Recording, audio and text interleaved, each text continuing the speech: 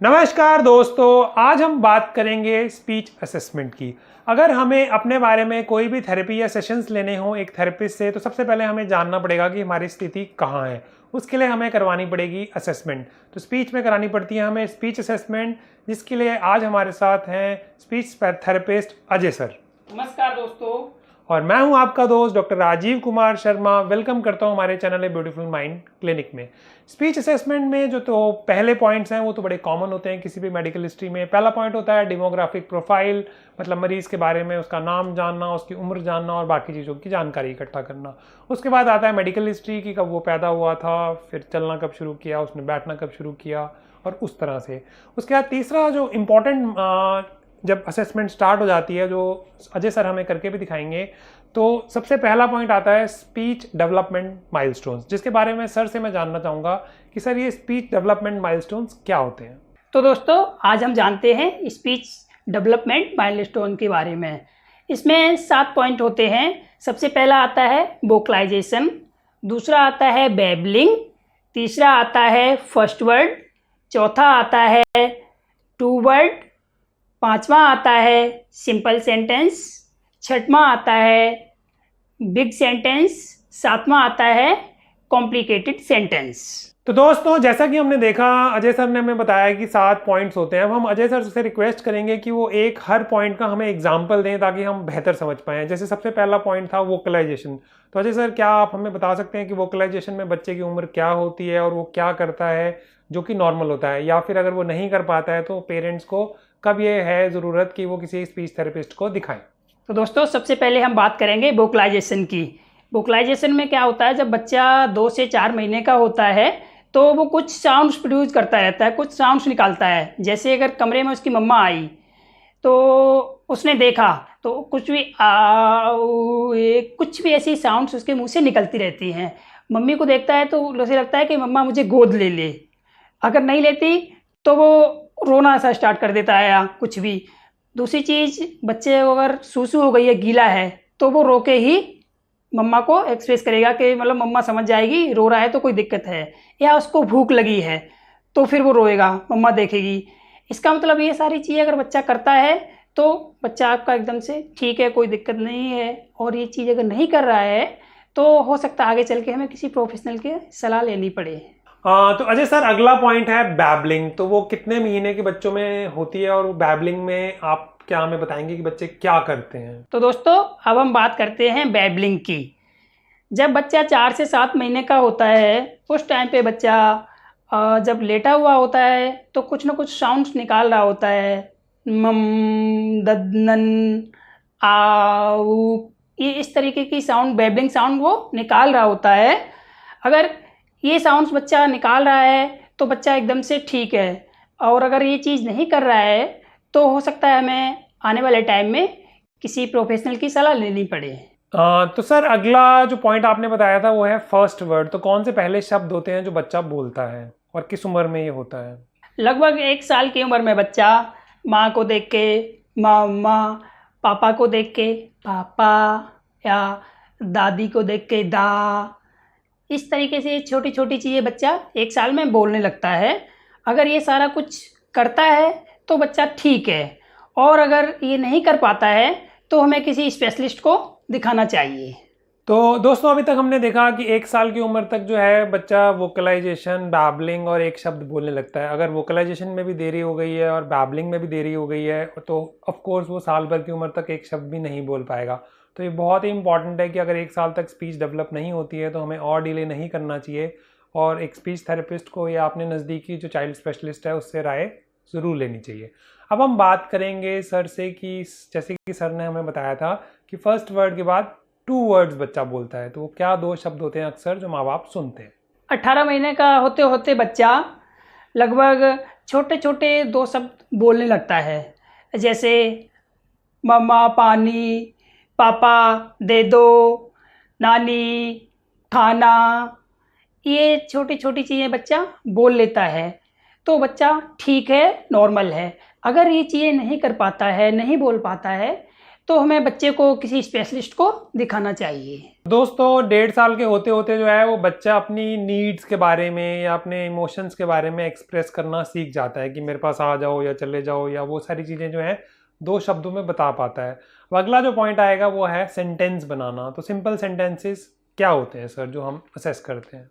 2 साल का बच्चा लगभग 2-3 छोटे छोटे शब्दों को मिला के सिंपल सेंटेंस बोल लेता है। जैसे ये मेरी कार है, मुझे पानी दे दो, मुझे एप्पल दे दो, मुझे खाना खाना है, मुझे टीवी देखना है। अगर ये सारी चीज़ें कर लेता है तो बच्चा एकदम से ठीक है, नॉर्मल है। तो दोस्तों हमने देखा कि 2 साल की उम्र तक आते आते बच्चे अपनी नीड को बहुत ही अच्छे ढंग से बता सकते हैं। तो अगला जो पॉइंट आता है वो है बिग सेंटेंसेस, जिसके एग्जाम्पल के थ्रू हम जानेंगे अजय सर से। 3 से 4 साल की उम्र में बच्चा बड़े बड़े सेंटेंस भी बोल लेता है। जैसे मम्मी मुझे भूख लगी है, खाना दे दो, पापा मुझे पार्क में जाना है, बैट बॉल खेलना है। ये सारी चीज़ें बच्चा कर लेता है तो बिल्कुल ठीक है। तो दोस्तों आखिरी पॉइंट है जो 7वें नंबर पे आता है वो है कॉम्प्लिकेटेड सेंटेंसेस। तो हम एग्जाम्पल के थ्रू जानेंगे कि कॉम्प्लिकेटेड सेंटेंसेस किन को कहते हैं। दोस्तों 5 साल की उम्र के बच्चों की पूरी स्पीच डेवलप हो जाती है, वो हर तरीके से बात कर सकते हैं और कॉम्प्लिकेटेड सेंटेंस भी बोल पाते हैं। जैसे बच्चे का अगर कल बर्थडे है तो पापा को बोलता है, पापा कल मेरा बर्थडे है, मुझे स्पाइडरमैन का केक चाहिए। या अपने दोस्तों के साथ मैच खेल रहा है तो अपने दोस्त को बोलेगा, अमित अभी तेरी बैटिंग थी, अब मेरी बैटिंग है, मुझे दे, अब तू भाग के नहीं जाएगा। तो दोस्तों हमने देखा कि बात शुरू होती है वोकलाइजेशन से, बैबलिंग से, एक शब्द बोलना, 2 शब्द बोलना, सिंपल सेंटेंस बोलना, बिग सेंटेंस बोलना और कॉम्प्लिकेटेड सेंटेंस बोलना। मतलब बच्चा जो है वो लगभग अपनी पूरी बात को बहुत ही अच्छे से एक्सप्रेस कर पा रहा है और अपने दोस्तों को धमका भी पा रहा है कि अगर तूने बैटिंग ले ली है तो मेरी बैटिंग दिए बिना तू जा नहीं सकता। तो अगर ये सारे माइलस्टोन्स नॉर्मल हैं तो कोई दिक्कत नहीं है। लेकिन अगर किसी भी माइलस्टोन में आपको लगता है कि जो चीज़ 2 से 4 महीने में आनी चाहिए थी वो 4 से 6 महीने में आ रही है, जो चीज़ 1-2 साल में आनी चाहिए थी वो 2-3 साल में आ रही है, और 5 साल की उम्र तक आते आते भी बच्चे की स्पीच डेवलप नहीं हुई है, तो ये रेड फ्लैग साइंस है। हमें अपने पीडियाट्रिशियन से ज़रूर सलाह लेनी चाहिए या हमें अपने स्पीच थेरेपिस्ट को दिखाना चाहिए। तो ये बहुत ही इंपॉर्टेंट है। अब हम बात करते हैं कि अगला पॉइंट जो स्पीच असेसमेंट में किया जाता है असेस, वो है वेजिटेटिव स्किल्स। तो अजय सर से हम जानेंगे कि वेजिटेटिव स्किल्स क्या होती हैं। तो दोस्तों हम जानते हैं वेजिटेटिव स्किल्स के बारे में। सबसे पहले आता है लार, उसके बाद आता है चूसना, उसके बाद आता है फूकना, उसके बाद आता है चबाना, उसके बाद आता है थूकना, फिर आता है निगलना। तो हम सबसे पहले लेंगे लार। जो बच्चा जब चबाता है कुछ या खाता है उस टाइम पे, खाना खाते समय या बच्चे की जो लार गिरती है, नॉर्मल जो बच्चे की उम्र होती है 1.5 से 2 साल तक उसकी लार गिरना बंद हो जाती है। उसके बाद आता है चूसना। बच्चा जब बिल्कुल छोटा होता है, जन्म के कुछ टाइम बाद ही मदर का दूध पी सकता है, पी लेता है आराम से। उसके बाद आता है फूकना। जैसे जैसे बच्चे की उम्र और बढ़ती है तो वो फिर फूकना शुरू कर देते हैं। फिर उसके बाद बच्चा जैसे और बड़ा हुआ, धीरे धीरे फिर वो हम छोटे छोटे बाइट्स खाने के बच्चे को बना के देते हैं तो बच्चा चबा के खाता है। उसके बाद आता है निगलना, कि जब आप बच्चे को खाना खिलाते हैं तो उसको चबा के अच्छे से निगल पाता है, अंदर ले पाता है या नहीं। उसके बाद आता है थूकना, कि बच्चा थूक पाता है या थूक को अंदर ही निगल लेता है। तो दोस्तों हमने देखा वेजिटेटिव स्किल्स के बारे में। वेजिटेटिव स्किल्स में एक जो इंटरेस्टिंग स्किल लगती है वो मुझे लगती है थूकना, क्योंकि बच्चे जब दूसरों को तंग करना चाहते हैं तो भी वो एक दूसरे पे थूक देते हैं और काफ़ी लोग चिढ़ जाते हैं। बट ये भी एक स्किल है जो समय के साथ आती है। जब बच्चा छोटा होता है, अगर उसको जुकाम होता है तो वो अपना जो बलगम है या जो उसमें मुंह में जो भी इकट्ठा होता है वो सारा वो अंदर निकल जाता है बजाय बाहर थूकने के। तो अगला जो पॉइंट आता है दोस्तों वो आता है ओरल पेरिफेरल एग्जामिनेशन। तो ओरल पेरिफेरल एग्जामिनेशन के बारे में हम जानेंगे अजय सर से। तो दोस्तों हम देखते हैं कि ओरल पेरिफेरल एग्जामिनेशन में क्या होता है। सबसे पहले इसमें आता है होठ, उसके बाद जीभ, दांत, सॉफ्ट तालू, हार्ड तालू और जबड़ा। तो हम देखेंगे कि जो होठ हैं वो सही से हैं, कहीं उनमें कट तो नहीं लगा हुआ है, और अगर ठीक हैं तो सही से काम कर रहे हैं या नहीं। उसके बाद आती है जीभ, कि जीभ कहीं मोटी तो नहीं है या पतली तो नहीं है या नीचे जुड़ी हुई ज़्यादा तो नहीं है। और अगर ये ठीक है, कुछ ऐसी दिक्कत नहीं है, तो सही से काम कर रही है, मूवमेंट कर रही है लेफ़्ट राइट या नहीं। उसके बाद आता है हमारे दांत। उम्र के हिसाब से बच्चे के दांत जो हैं सही से आए हैं सारे दांत या नहीं, और अगर आए हैं तो छोटे बड़े तो नहीं हैं या और कोई दिक्कत तो नहीं है। उसके बाद आता है कठोर तालू, जिसको हम बोलते हैं हार्ड पैलेट, यहाँ पे होता है। इसमें कोई कट तो नहीं लगा है या पतला या मोटा, ऐसी कोई दिक्कत तो नहीं है। अगर ऐसी कोई दिक्कत नहीं है तो सही से काम कर रहा है। उसके बाद आता है सॉफ्ट तालू, जो कि यहाँ पे होता है, तो उसमें कोई कट तो नहीं है या उसकी सतह उभरी हुई तो नहीं है, मोटी तो नहीं है, जिसकी वजह से कोई प्रॉब्लम आए। अगर ऐसा कुछ नहीं है, अगर सही है तो कोई दिक्कत नहीं होती है उसमें। उसके बाद आता है हमारा जबड़ा, जो ये पूरा ये सही से इस तरीके से प्रॉपर काम कर पाता है या नहीं। अगर ये सही है, काम सही से कर पाता है, तो हम बोलने में हमें कोई दिक्कत नहीं आती है, वो अच्छे से बात कर पाती हैं। तो दोस्तों, ओरल पेरिफेरल एग्जामिनेशन में हमने बहुत अच्छे से समझा कि लिप्स जो हैं, दांत हैं, हार्ड एंड सॉफ्ट पैलेट है, टंग है और जॉ है, इसकी वजह से ये सारी चीज़ें ठीक होनी चाहिए, तभी हम ठीक से बात कर पाएंगे। अगर इनमें कोई भी इशू है तो हो सकता है कि डिफरेंट प्रोफेशनल्स की आपको ज़रूरत पड़े अपार्ट फ्रॉम स्पीच थेरेपिस्ट। तो जो अगला पॉइंट आता है दोस्तों, वो है मोड ऑफ कम्युनिकेशन, कि बच्चा अपनी बात को कैसे रखता है। उसमें दो शब्द आते हैं, कॉम्प्रीहेंशन और दूसरा आता है एक्सप्रेशन। कॉम्प्रीहेंशन मतलब बात को समझना और एक्सप्रेशन मतलब अपनी बात को कह पाना। तो अजय सर से हम समझना चाहेंगे कि कॉम्प्रीहेंशन और एक्सप्रेशन में एक्चुअली बच्चे क्या करते हैं। तो दोस्तों, हम देखते हैं कि बच्चा अपनी बात को दूसरों के सामने रख पाता है और दूसरों की बातों को समझ पाता है या नहीं। जैसे अगर बच्चे को चोट लग गई है तो बच्चा आके मम्मी से या पापा से बोलेगा, मुझे चोट लग गई है, दर्द हो रहा है। और अगर मम्मी या पापा ने बोला कि बेटा जाओ वहाँ से एक गिलास पानी लेके आओ, तो वो एक गिलास पानी लेके आया। इसका मतलब अगर ये बच्चे ने किया तो ठीक है, कोई दिक्कत नहीं है। तो दोस्तों, मोड ऑफ कम्युनिकेशन के बाद जो अगला पॉइंट आता है वो आता है फोनोलॉजिकल कॉन्फ़िगरेशन। तो अजय सर से हम जानेंगे कि फोनोलॉजिकल कॉन्फ़िगरेशन में क्या क्या चीज़ें वो असेस करते हैं। तो दोस्तों, सबसे पहले हम देखते हैं स्वर, आ ई उ ए। उसके बाद आते हैं व्यंजन, का खा गा घा। या स्वर और व्यंजनों को मिला के जो शब्द बनते हैं, जैसे मच्छर, पत्ती, पत्ता, मस्त, ये सारी चीज़ें अच्छे से कर पाता है या नहीं। तो दोस्तों, हमने देखा कि फोनोलॉजिकल कॉन्फ़िगरेशन क्या होती है और अगला पॉइंट होता है वॉइस की असेसमेंट। तो हम जानेंगे अजय सर से कि वॉइस की असेसमेंट में वो क्या क्या जांच करते हैं। तो दोस्तों, अब हम देखते हैं वॉइस। वॉइस में सबसे पहले आती है पिच, उसके बाद आती है लाउडनेस, उसके बाद क्वालिटी। तो पहले हम देखेंगे पिच। एक होती है हाई पिच, एक होती है मिड पिच, उसके बाद आती है लो पिच। सबसे पहले हम बात करेंगे लो पिच की, जैसे आप कहाँ हो। उसके बाद बात करेंगे मिड पिच की, आप क्या कर रहे हो। उसके बाद बात करेंगे हाई पिच की, आप कैसे हो।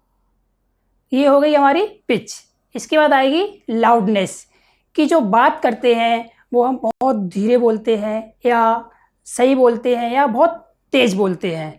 तो सबसे पहले लेंगे हम स्लो बोलना, कैसे हो आप।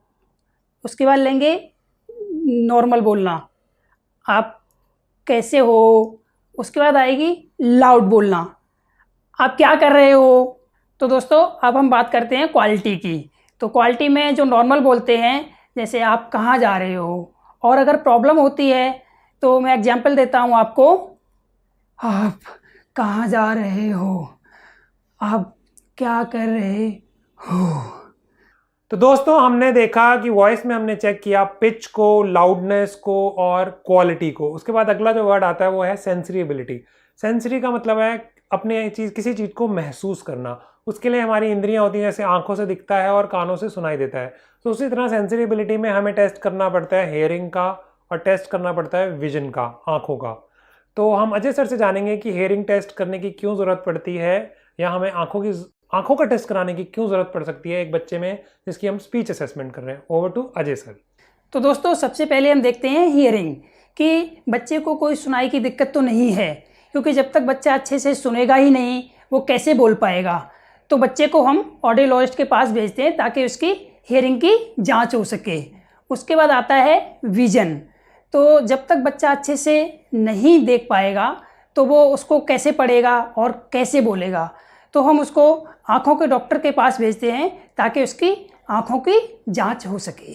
तो दोस्तों आज हमने देखा कि स्पीच असेसमेंट में सबसे पहले हम बात करते हैं डेमोग्राफिक प्रोफाइल की, मतलब हम पेशेंट का नाम जानते हैं, उसकी उम्र जानते हैं, पेरेंट्स से हिस्ट्री लेते हैं। उसके बाद उसकी मेडिकल हिस्ट्री होती है कि कब वो पैदा हुआ था, कब उसने बात करनी शुरू की थी। फिर अगला पॉइंट आता है स्पीच माइलस्टोन, जिसमें vocalisation, babbling, 1 word, 2 word, simple sentence, big sentence, complex sentence की बात होती है। फिर आती हैं उसकी वेजिटेटिव स्किल्स, जिसमें लार टपकना, चूसना, थूकना या निगलना, इस तरह की चीज़ें देखी जाती हैं। फिर आता है ओरल पेरिफेरल एग्जामिनेशन, जिसमें लिप्स की बनावट कैसी है, टंग कैसी है, दांत कैसे हैं, हार्ड एंड सॉफ्ट पैलेट कैसा है, जॉ कैसा है, ये देखा जाता है। फिर उसके बाद हमने देखा कि मोड ऑफ कम्युनिकेशन कैसा है, कि बच्चा क्या अपने आप को एक्सप्रेस कर पाता है, क्या दूसरों की बात समझ के उस पर कमांड को फॉलो कर पाता है कि नहीं। फिर उसके बाद हमने देखा कि फोनोलॉजिकल कॉन्फ़िगरेशन कैसी रहती है, स्वर या व्यंजन, उनका मिलान कैसा रहता है, और उसके बाद बच्चा उसको कैसे बोल पाता है, जैसे मच्छर या इस तरह के जो वर्ड्स थे।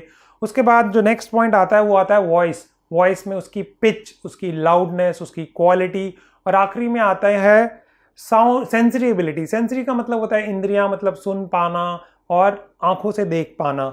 तो ये भी इंपॉर्टेंट पार्ट है, क्योंकि कई बार ऐसा होता है कि अगर आप किसी चीज़ को सुन ही नहीं पा रहे तो आप उसको समझ भी नहीं पाएंगे, तो आप बोल भी नहीं पाएंगे। उसी तरह अगर आप किसी को देख नहीं पाएंगे किसी चीज़ को, तो आप उसको पढ़ नहीं पाएंगे, तो उसको बोल नहीं पाएंगे। तो कई बार ऐसा भी हो सकता है कि बच्चा स्पीच असेसमेंट के लिए आया है लेकिन उसे किसी आई स्पेशलिस्ट की ज़रूरत हो या उसे ऑडियोलॉजिस्ट की ज़रूरत हो। और जो सबसे इंपॉर्टेंट पॉइंट है आजकल दोस्तों वो ये है कि टाइम आ गया है हमें डिजिटल होने का, या ऑनलाइन पे जाने का, या वीडियो कॉल्स का। तो उसी तरह लॉकडाउन की वजह से काफ़ी सारे जो पेशेंट्स हैं जो क्लिनिक पे आना चाहते थे, और अब एक और इम्पॉर्टेंट चीज़ है वो ये है कि अगले 4-6 महीने तक जो बच्चे छोटे हैं वो हो सकता है स्कूल जाएं ही ना, तो उनके पास बहुत ज़्यादा टाइम है कि वो इन चीज़ों पे काम कर सकते हैं। और कई जगह स्पेशलिस्ट जो है वहाँ पे अवेलेबल ही नहीं होता, उनकी जो शहर है या जगह है। तो उसमें ये फ़ायदा हो सकता है कि ऑनलाइन भी जो है वो स्पीच असेसमेंट भी हो सकती है, ओटी असेसमेंट भी हो सकती है, स्पेशल एजुकेशन असेसमेंट भी हो सकती है। और बच्चों के पास और पेरेंट्स के पास ये गोल्डन टाइम है, क्योंकि इन असेसमेंट्स की बस एक ही ड्रॉबैक होता है, वो ये होता है कि इसमें पेरेंट्स की इन्वॉल्वमेंट चाहिए होती है। अगर पेरेंट्स इन्वॉल्व कर देते हैं तो हो जाते हैं तो ये बहुत ही बढ़िया हो जाता है, क्योंकि पेरेंट्स को को-थेरेपिस्ट का रोल प्ले करना पड़ता है, खासकर अगर बच्चे छोटे हों। अगर बच्चे बड़े हों तो स्पीच में बिल्कुल कोई भी प्रॉब्लम नहीं आती है। जैसे 10 साल या उससे ज़्यादा बड़ा बच्चा है तो उसकी असेसमेंट करनी हो तो उसमें काफ़ी सारे पॉइंट्स तो इसमें से मिस आउट ही हो जाएंगे, क्योंकि वो नॉर्मल होंगे, तो वो अपने आप आराम से कर पाएगा। और असेसमेंट ही नहीं, उसके बाद वो सेशंस भी ले पाएगा। तो ये जो टाइम है ये बहुत ही बढ़िया टाइम है, क्योंकि अगले 4-6 महीने में वो थेरेपी भी ले सकता है, सेशंस भी ले सकता है, और उसके बाद वो बदलाव के साथ अपने स्कूल में जाए और कॉन्फिडेंट फील करे कि जो वो काम पहले नहीं कर पाता था स्पीच में अब वो कर सकता है, और बाकी थेरेपीज के साथ भी ये पॉसिबल है। तो आज के लिए दोस्तों इतना ही, धन्यवाद।